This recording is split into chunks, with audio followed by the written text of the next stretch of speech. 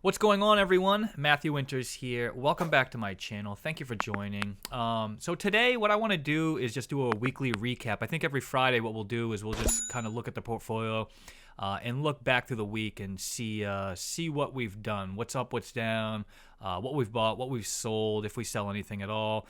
Fun fact, I don't really sell much. I am typically a long hold. I buy. And usually I do the research, and it's a company that I do want to stick with and that I'm going to keep for the long haul. But things do happen, in these trialing times. Sometimes companies will cut their dividends or eliminate dividends, and then I will possibly look into maybe cutting them loose and maybe putting the money into the same sector, but with a company that has safer dividends, smaller yield, but something that I don't need to move around so much. So I did actually sell a few positions this week, and we will definitely go over those. I'll show you what those were, and I'll tell you the reasons why I sold them.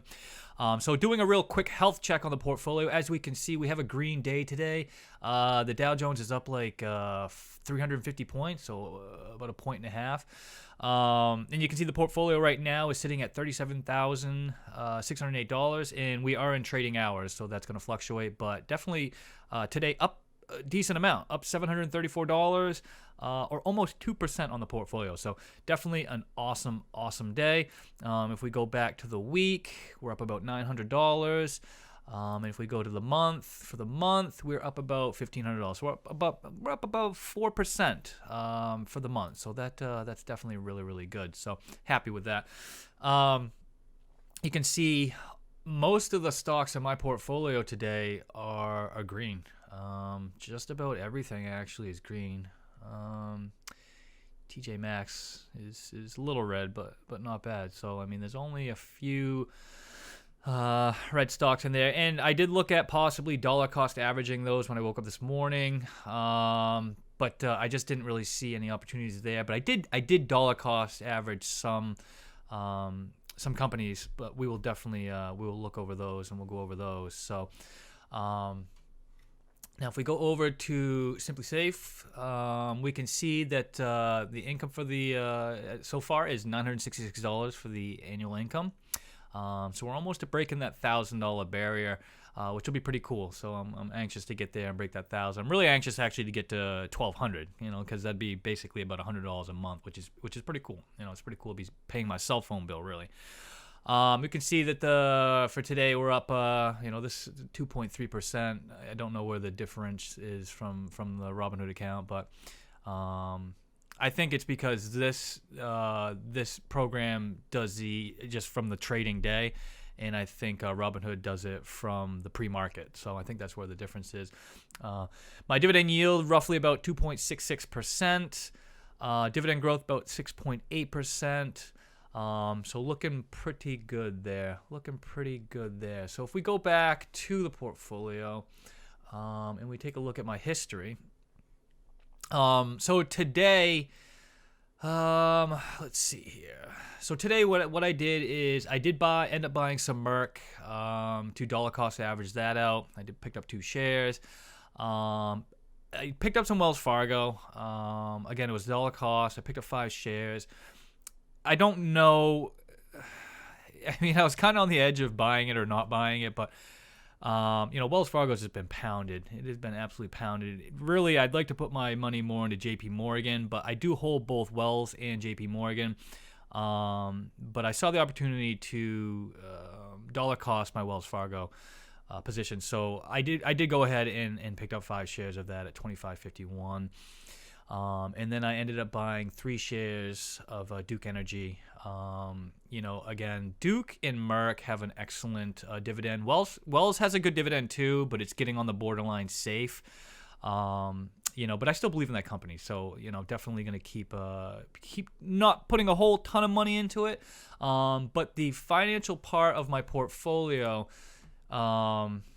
it's pretty small. I mean, I'm really, really trying to get materials, energy, financials, and real estate up. So that is a little bit of the reasoning why I did sell some of my positions. And again, we'll go over that. So, and then I did pick up some Eastman Chemical the day before. So I read these three are really the only things I did today. That's the only positions I saw that I could dollar cost average some stuff. So, and then if we look at yesterday, I was a little bit more active yesterday. So picked up some Eastman Chemical. Again, that was to dollar cost average.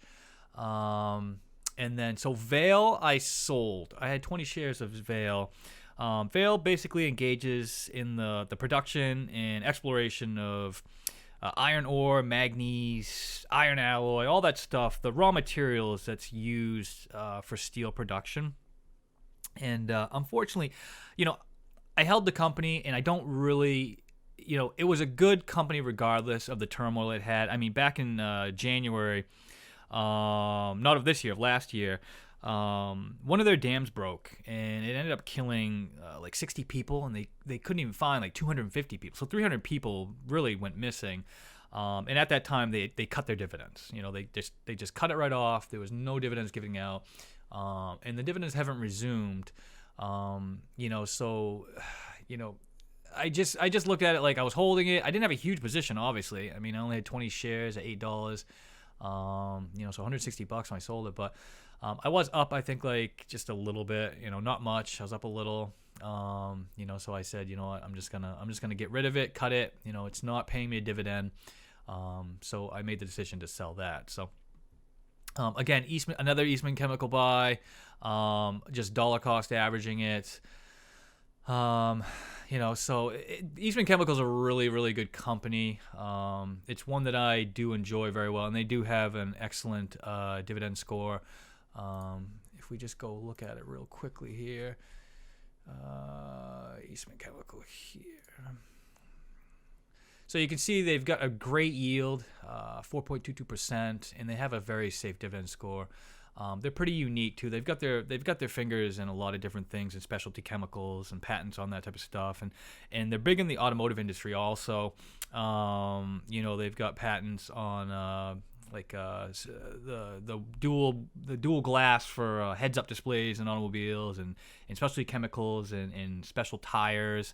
And they also do like cigarette filters and polymers. Inks, and so they've really got their hands in just about everything. But they've got a great dividend growth. They've got a great good score which is safe, and they got a great yield. So definitely a great company to invest in. So Cleveland Cliffs is one that I ended up selling off. Cleveland Cliff is a explorer. They drill for iron ore and stuff like that. Same kind of same thing as Vail. But their dividend growth was non-existent. I mean, it was actually like negative 17%. So I didn't have not a huge holding in that company, but it was just something I just trimming up the portfolio a little bit. So I moved that money out of there. So General Dynamics, as you guys know, a company that I love. Well, actually, let's look at Kratos first. So these two companies here, General Dynamics and Kratos Defense, they are both in the aerospace and defense sector. So Kratos, it was a good company, and they have solid government contracts, right? So the money's there, and it's a good company, but they have no dividend. There was no dividend there. Whereas General Dynamics, similar company, aerospace, defense, and they actually have let's just take a look at them. Let's go General Dynamics right now. So you can see they've got a 3.3% yield, which is nothing crazy, but it's good. It's a good company, and they have a very, very safe dividend score, and they have excellent dividend growth. So instead of keeping my money into Kratos, which really wasn't paying me anything, I decided to sell that, and then I put my money, I guess, into General Dynamics. So I was just kind of getting rid of one to kind of congeal into another. So even though I did, I only got 150 from this and spent 379 on that, but I'm just more into General Dynamics. I believe more in that company, so definitely moved into that. So Um, and then we have here just Merck was a dollar cost average. Duke Energy was another dollar cost average.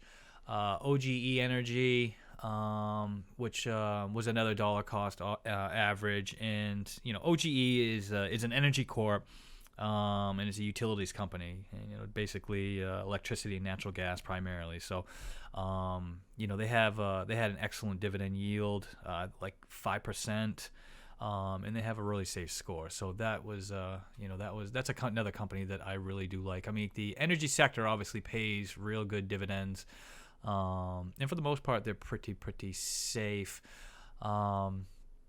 So you can see that was basically this week's of trading. I didn't do much. I just didn't see a whole ton of opportunity where I wanted to put money into some of these things. And I mean, we had some pretty red days. I mean, some pretty red days, and I just didn't see anything that I really wanted to dollar cost average down. So, I wasn't really looking to get into anything new. So let's just do a real quick look at what my positions in the losses. For the most part, you can see that my airlines, those are my speculative plays, and I own Southwest. I own the four major airlines, as you can see here. We got Southwest, we've got United, American, and Delta. And I don't own huge positions in them. They're more of a speculative play because, I don't think airlines are going anywhere. Maybe like American Airlines might get eaten up or something. But for the most part, Delta and Southwest are going to be around. So, again, I'm not putting a huge amount of money into them. They are more on my speculative plays. So, if I see real good buying opportunities, which, I mean, Southwest, I should probably pick up a couple more, considering I'm down 12%. So maybe I'll put some money into that next week, depending. But speculative plays is really only when I see really good deals. That's when I'm going to start putting money back into them, and growing those up. Westrock Company, they actually just cut their dividend in half, I think. So I don't know why. I'm still holding them. I mean, I'm down 8%. Usually I don't like to cut companies. If I'm down a certain percent, I'll let them kind of get back before I cut them out. So Westrock is a company that I might end up cutting, but that's foreseeable. I mean, we're just gonna have to really see that. So the airlines, GE is just, God bless them, but they're having a tough time, and they've been having a tough time for a long time. So, I do still have holdings in them. I'm into them pretty cheap, but just another company I'm keeping my eye on that I might cut if anything, any more turmoil I see with them. So their dividend yield is terrible right now. They're borderline safe, and their growth is negative 89. So if I get this loss up a little bit more, I might end up cutting them pretty quick. So, and then we've got Raytheon, which I'm down on, only about 5%. Again, I only own 5 shares there, so not a huge deal. And then you can see the ones that I've already talked about, like Merck and Duke, where I was dollar cost averaging them down. NextEra Energy, dollar cost averaging that down, but that is an excellent company. So I'm in them for the long haul. And then once we get down to these real small losses, we've got Hilton, which isn't obvious, So do I think they're going anywhere? No. And do I think once Corona is gone, will they jump right back up? Yes. So I will keep my eye on them. I would like to add a couple more shares there. And then we've got the Omnicom Group, Johnson & Johnson, and AT&T. These are definitely two companies that I definitely want to keep getting money into. So I'll dollar cost average a little bit down. If these percentages go down a little bit more, I will dollar cost average those down a little bit more. But right now they're just about too close to where I'm at, so there's no point. There's other places that I can put my money for right now. And you can see Johnson & Johnson's just got an incredible safety score and a decent yield. And AT&T's got a great yield and an okay safety score. So it's something to definitely keep eyes on. Then you got Pfizer, Coca-Cola. Coca-Cola is another one that I really do like the company, and I see the potential there. So once these come down a little bit more, I will definitely be adding to the portfolio with that. So again, not much for the week. Nothing went too crazy. Really just dollar cost averaging. I didn't really add any new positions. And we can see I'm at 65 holdings right now. So I think in the next couple months, I'm going to trim that down a little bit. Possibly move out of some holdings and then move it into the same sector, just into better companies with either better yield or a safer score. So that's kind of what I'm looking to do. So but all in all, pretty happy so far this week. Like I said, we're up some money, so that's good. And we did have some red days, but we came out of that. So pretty happy with that, pretty excited. So anyway, I just wanted, like I said, every Friday, I just want to do a nice recap where we just look back, what happened through the week, where my portfolio sits at, what I bought, what I sold, why I did it. And just give you guys some ideas that maybe see stuff that you like and possibly want to move in or move out. Again, this is I'm just a random guy on the internet, so make sure you always do your own due diligence, right? If somebody says buy this, it's a good indicator, but why don't you go look into it? And see if it's really something that's going to work for you and your investment strategy. So never listen to just random guys or people, women, men, whatever, random people on the internet. Always do your due diligence, and make some smart choices. I mean, it's your money. You worked hard for it, so you definitely want to get the biggest bang for your buck. So anyway, I hope you guys enjoyed the video. If you did, smashing that like button would really help. And if you're interested in my journey and watching the portfolio grow, please think about subscribing. It really does help me out. I enjoy making these videos, and I just hopefully the portfolio keeps growing and growing and growing, and people can see what the power of dividend investing can really do for you. It is a great way to invest, and I think, to me personally, it's the only way to invest. Long-term dividend investing is the only way to invest, and I'm a strong believer in that. So anyways, I do hope you enjoyed the video. Smash that like button. Drop me a subscribe if it's something you're interested in. Hit the bell notification if you do, so that you know when the videos go live. And as always, make sure you trade safe. Take care.